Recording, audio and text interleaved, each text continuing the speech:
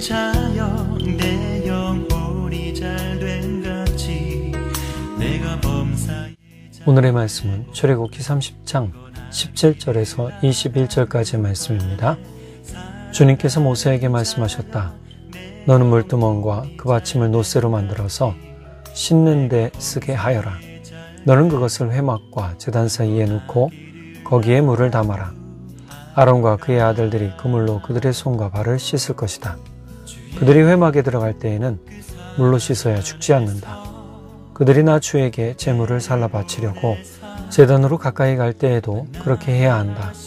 이와 같이 그들은 그들의 손과 발을 씻어야 죽지 않는다. 이것은 그와 그의 자손이 대대로 지켜야 할 영원한 규례이다. 새벽을 함께 하시는 여러분, 사랑하고 축복합니다. 어제 성전세겔, 속전세라고 하는 것에 대한 말씀을 같이 나누고 은혜를 함께 나누었습니다. 인구조사를 하게 되고요. 인구조사를 하면서 만 20세 이상의 남자는 1년에 한 번, 반세겔, 게라로 10게라, 금으로는 약 1.5돈의 속전세를 내도록 했습니다. 속전이라는 것은 목숨을 대신하여 내는 돈이다, 세금이다 라고 생각하시면 조금 더 이해가 빠르겠네요. 하나님은 모든 남자들이 부자나 가난한 사람이나 똑같이 반세겔, 10게라를 내라고 했고요. 이것은 1년에 한 번이었습니다. 특별히 이것은 하나님의 재앙이 미치지 않기 위한, 또 하나님께서 지켜주실 만한 작은 헌신의 표로 받으신 것임을 말씀해 주셨죠. 하나님께서는 은혜의 기회를 모두에게 공평하게 부여하시지만 그 기회를 누릴 수 있는 믿음의 마음과 자세가 있는 사람만이 은혜의 기회를 받게 되죠. 고린도후서 6장 2절 세번역본에 보면 하나님께서 말씀하시기를 은혜의 때에 나는 내 말을 들어주었다. 구원의 날에 나는 너를 도와주었다 하셨습니다. 보십시오. 지금이야말로 은혜의 때요. 지금이야말로 구원의 날입니다. 하나님은 우리를 도와주시고 우리의 기도를 들으시고 또 우리의 삶을 살피시고 우리 가운데 은혜의 때를 허락하시죠. 이 은혜의 때를 놓치면 안 됩니다. 은혜의 기회를 절대 놓쳐서는 안 됩니다. 디모데전서 4장 14절을 현대인의 성경에 보면 바울 사도가 디모데에게 이렇게 권면합니다. 그대가 간직한 은혜의 선물을 소홀히 여겨서는 안 됩니다. 이 은혜의 선물이라는 것은 은사요, 또 하나님 주신 선물이지만 이것들을 소홀히 여기면 안 된다. 즉 우리가 은혜의 기회를 잘 받고 은혜를 충만하게 받으며 은혜로 사는 삶이 되기 원한다면 은혜의 기회를 매일매일 찾아야 되는 것이죠. 찾는 방법은 내가 하나님 앞에 있는 것이고 예수 그리스도와 함께 하는 것입니다. 그거 외엔 절대 없습니다. 오늘은 성전기물 물두멍에 대해서 좀 알아보겠습니다. 오늘 본문이 바로 물두멍에 관한 말씀이거든요. 물두멍은 물을 담아두는 큰 그릇을 말합니다. 특이한 것은요, 물두멍에 대한 규격을 오늘 본문엔 말해주지 않고 있어요. 그동안 앞서 우리가 은혜를 나누었던 성막기구들, 성막에 쓰여졌던 성소와 지성소에 쓰여졌던 기구들을 볼까요? 언약궤, 떡상, 등잔대, 분향단 다 뭐예요? 규격이 있잖아요. 심지어 뜰에 있는 번제단도 규격을 정해 주셨어요. 하지만 이 물두멍은 규격이 없습니다. 안 정해 주셨죠? 자, 이것을 통해서 본다면 크게 만들 수도 있는 것이고 적게 만들 수도 있는 것이죠. 이것의 재료가 놋, 청동이죠. 회막문에서 봉사하던 여인들의 청동 거울을 가지고 만들었어요. 만약에 회막에서 봉사하던 여인들의 청동 거울이 많았다, 걷어지는 게 많았다 그러면 좀 크게 만들어졌을 것이고 적었다 그러면 적게 만들어졌겠죠. 그런데 아론과 아들들이 썼던 것이기 때문에 좀 크지 않았을까. 수시로 닦고 그랬거든요. 손과 발을 닦아야 되기 때문에 이 물두멍은 컸을 것이다 라고 보고 있습니다. 물두멍은 두 개가 하나의 세트로 이루어집니다. 하나는 물을 담는 그릇과 그 다음에 그릇을 받치는 받침대가 있습니다. 이 모양은 정확하게 설명되어져 있지 않기 때문에 사람들이 물두멍, 이렇게 성막 모형을 만들 때 물두멍의 모양이 조금 각기 다릅니다. 제사장들이 손과 발을 씻는 데 사용되었던 기구고요. 오늘 본문에 보면 아론과 그의 아들들이 그 물로 그들의 손과 발을 씻을 것이다 라고 하나님이 명령해 주고 계시죠. 위치는 성막과 번제단 사이에 있습니다.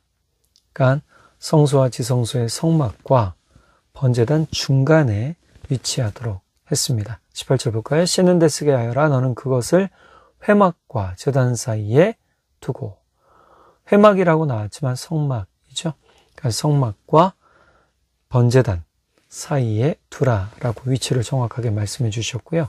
아론과 그의 아들들이 성막에 들어가기 전에, 그리고 번제물을 살라 바치기 전에도, 제단 번제단에 가까이 가기 전에도 이거 손발을 씻어야 됐습니다. 19절 아론과 그의 아들들이 그물로 그들의 손과 발을 씻을 것이다. 20절 하반절 그들이 나 주에게 제물을 살라 바치려고 제단으로 가까이 갈 때에도 그렇게 해야 한다. 성막에 들어갈 때에도 번제단에 갈 때에도 꼭 씻어야 됐다라는 것입니다. 손과 발을요. 자, 이렇게 해야 하는 이유는 아론과 아들들이 죽지 않도록 하기 위함이었습니다. 20절 상반절 그들이 회막에 들어갈 때에는 물로 씻어야 죽지 않는다. 21절 그들은 그들의 손과 발을 씻어야 죽지 않는다. 이 성결의 예식이 반드시 있고 난 뒤에야 성소로 들어가고 성죽임을 당하지 않게 되는, 이 성결례라는 건 깨끗하게 하는 것이거든요. 그러니까 이 깨끗한 예식을 치른 다음에 성막에 들어가도록 하나님이 명령해 주셨죠. 즉 물두멍은 더러움을 씻는 정결함을 뜻합니다. 실제 손에 묻은 제물의 피와 기름, 먼지, 또 발에 묻은 먼지 얼마나 많을까요? 그러니 이것을 늘 씻어야 되겠죠. 피 묻은 채 못 들어가고, 또 발에 먼지 묻은 채, 더러운 채 들어가지 못하게 되겠죠. 물두멍을 보면 물은 거울과 같습니다. 노새 재료가, 물두멍의 재료가 청동거울이라고 했잖아요. 청동거울도 뭐죠? 얼굴을 보는 것이죠. 내 몸을 비추기도 하고요. 물두멍을 보면 내 얼굴에 피가 튀었을 수도 있고 내 의복에 피가 튀었을 수도 있고, 그러니까 이것을 보면서 깨끗하게 씻도록 하나님이 해주셨다라는 것이죠. 솔로몬의 성전이 지어지고 난 다음에는 북쪽과 남쪽에 각각 5개씩의 물두멍을 두었다고 합니다. 총 10개죠. 솔로몬의 물두멍은요, 제물을 씻는 데 사용이 됐고 제사장들의 몸을 씻는 데에는 별도로 또 만들어졌다고 합니다.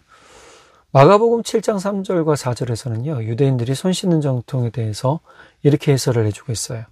바리새파 사람과 모든 유대 사람은 장로들의 전통을 지켜 규례대로 손을 씻지 않고서는 음식을 먹지 않았으며 또 시장에서 돌아오면 몸을 정결하게 하지 않고서는 먹지 않았다. 그 밖에도 그들이 전에 받아 지키는 규례가 많이 있었는데 그것은 곧 잔이나 단지나 옷그릇이나 침대를 씻는 일이다. 늘 항상 청결을 유지하는데 힘을 썼다. 그런데 여기서 보면 장로들의 규례, 전통이라고 나와요. 장로들의 전통은 구전된 규례죠. 구전규례, 규전율법, 구전율법, 입으로 전해진, 말로 전해진 그것을 이야기합니다. 자, 그렇다면 물두멍의 영적 의미는 무엇일까요? 이것은 사람의 죄를 씻어주시는, 즉 용서해 주시는 하나님의 사랑입니다. 예수님이 사람들의 병을 고쳐주시면서 하신 말씀이 있어요. 누가복음 5장 20절에 친구들이 데리고 온 중풍병자를 향해서 예수께서 그들의 믿음을 보시고 말씀하셨다. 이 사람아, 내 죄가 용서받았다. 당시 이 모습을 본 율법학자들과 바리새파 사람들은요, 속으로 그렇게 생각을 했어요. 아니, 죄의 용서는 하나님만이 하실 수 있는데 이 사람이 어떻게 죄를 용서한단 말인가? 이렇게 생각했던 거죠. 자, 이들이 생각하는 것을 예수님이 아시고 이들에게 이렇게 말씀하십니다. 내 죄가 용서받았다 하고 말하는 것과 일어나서 걸어가라 하고 말하는 것 가운데서 어느 쪽이 더 말하기 쉬우냐? 너희는 인자가 땅에서 죄를 용서하는 권세를 가지고 있음을 알아야 한다.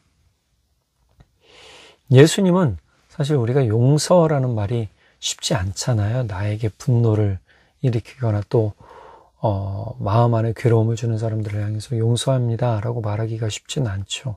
그럼에도 불구하고 용서할 수 있는 마음과 믿음이 되어야 됩니다.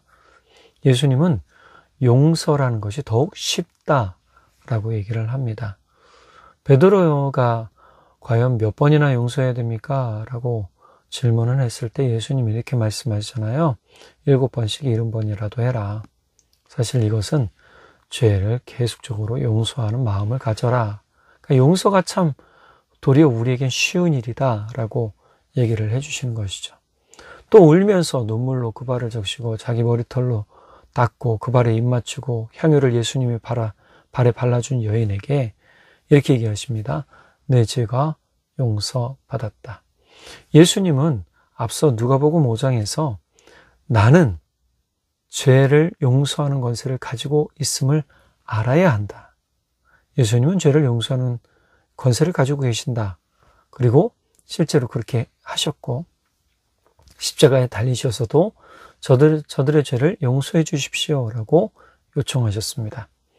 요한일서 2장 12절에 현대인의 성경에 보면 자녀들이여 내가 이 편지를 쓰는 것은 여러분의 죄가 예수님의 이름으로 용서를 받기 때문입니다.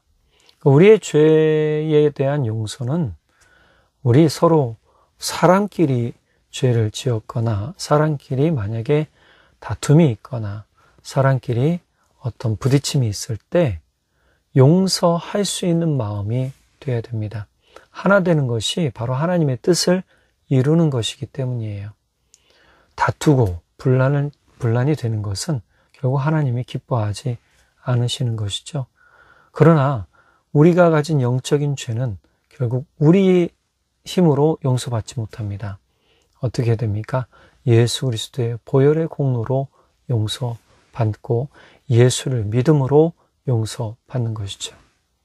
그러니까 친구들의 믿음을 보시고 중풍병자를 고쳐주신 예수님, 여인이 자신의 것을 다 드리는 것을 보시고 용서하신 예수님, 우리는 우리 삶에서 진짜 용서받았다라는 사실을 기억하고 진짜 다시는 죄짓지 않는 그러한 삶을 살아야 됩니다. 예수님을 믿는 순간 우리는 죄 씻음과 구원을 다 받게 되었습니다.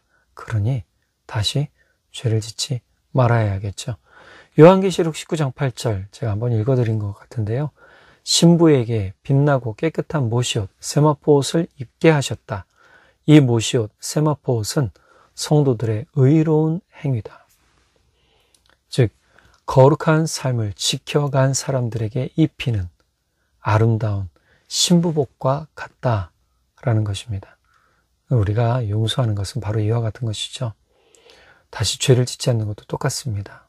그러니까 우리가 용서해주고 용서받는 일을 부끄럽게 생각하지 마시고 주님 앞에 우리의 죄를 용서받기를 위해 더욱 기도하고 또 용서받은 것을 기뻐하면서 다시금 우리가 주님 앞에서 깨끗한 의로운 삶을 사는 그러한 삶이 되기를 우리 간절히 바라고 축복합니다. 기도하겠습니다.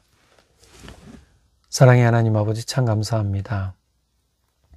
우리가 예수 그리스도의 보혈로 죄 씻음 받게 되었으니 참으로 감사합니다. 우리도 또 서로 용서하라고 예수님 말씀해 주셨습니다. 오늘 이 말씀 우리 가슴에 새기겠습니다. 주님, 용서가 곧 모든 사단의 권세와 사단의 괴유를 이기는 능력이 되는 것을 믿습니다. 성도가 연합하여 하나 되는 것, 그것이 곧 하나님의 뜻이고 성도가 연합하여 하나 되었을 때 하나님의 나라를 이 땅 가운데 이루게 하시는 것을 믿습니다. 주님, 온전히 우리 가운데 화합의 은혜를 주시고 우리가 거룩한 삶, 깨끗한 삶이 되어 주님의 신부로서의 의로운 예복을 입을 수 있도록 주님 은혜를 더해 주십시오. 우리의 모든 삶과 말과 행동 가운데 주님, 주의 말씀으로 귀를 비춰주시고 우리가 그 길 따라 순종케 하여 주실 것을 믿고 감사드리며 우리 주 예수님의 이름으로 기도드렸습니다. 아멘.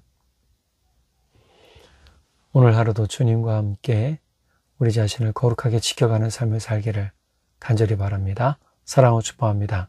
사랑하는 자여 내 영혼이 잘된 같이 내가 범사에 잘되고 강건하기를 나간 구하네. 사랑하는 자여 내 영혼이 잘된 같이 내가 범사에 잘되고 강건하기를 나간 구하노라.